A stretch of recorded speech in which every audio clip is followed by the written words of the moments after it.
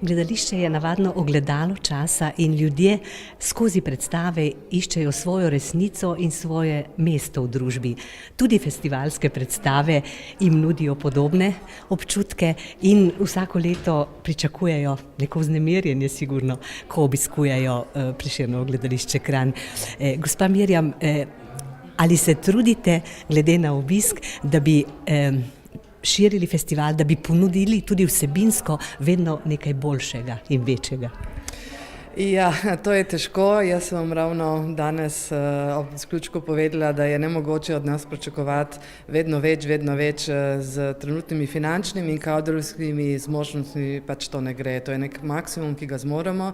17 predstav v 12 dneh in ves dodaten program je, bom rekla, kar vrh oziroma še kaplja čez.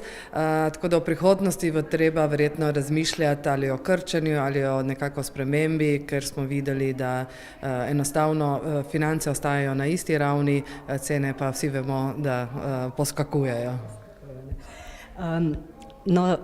Festival je postal svetovno prepoznaven, saj prihajajo spremljevalne predstave z vsega sveta, tako rekoč ne samo iz Evrope. Težko je dati neko oceno letošnjega poteka in kako ste bili zadovoljni z obiskom, pa vendar mogoče glede na publiko že neke povzetke povzamete. Jaz moram reči, da festival je v Kranju zelo dobro sprejet, da imamo neko zvesto občinstvo, da so predstave dobro obiskane, tako da festival je naš. Ostaja v svojih okvirih, pač ponudimo tisto najboljše, kar je nastalo na osnovi slovenske dramatike, slovenske dramske besede. To so seveda v prvi vrsti tako predstave, tekmovalne, spremljevalne, mednarodnem programu, potem je tukaj delavnica dramskega pisanja, s katero se trudimo vzgojiti nov rod mladih dramatikov. Potem so tukaj okrogle mize, na katerih govorimo o problemih, ki jih pač opažamo na področju gledališkega življenja, na področju financiranja. Letos smo se na okrogli mizi ukvarjali, kako je z gledališči ob robu in na robu. Vemo, da Kranj je vseeno nekako na robu prestolnice.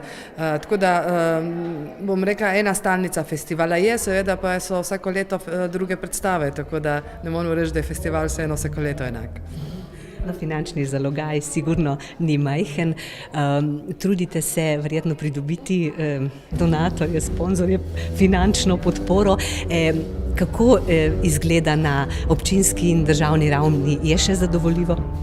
Je na meji. Tako kot sem rekla, je na meji, glede na to, da že nekaj let zapovrstjo dobimo isto višino finančnih sredstev, medtem ko cene naraščajo, donatorjev, bom rekla, skoraj ni, padajo v primerjavi s tem, kar je bilo, bom rekla, pred 10 leti, tako da delamo res zelo z minimalnimi sredstvi. Bom rekla, že včasih mi je kar nerodno komu prosi za sodelovanje, ker mu ne moramo ponuditi spodobnega plačila.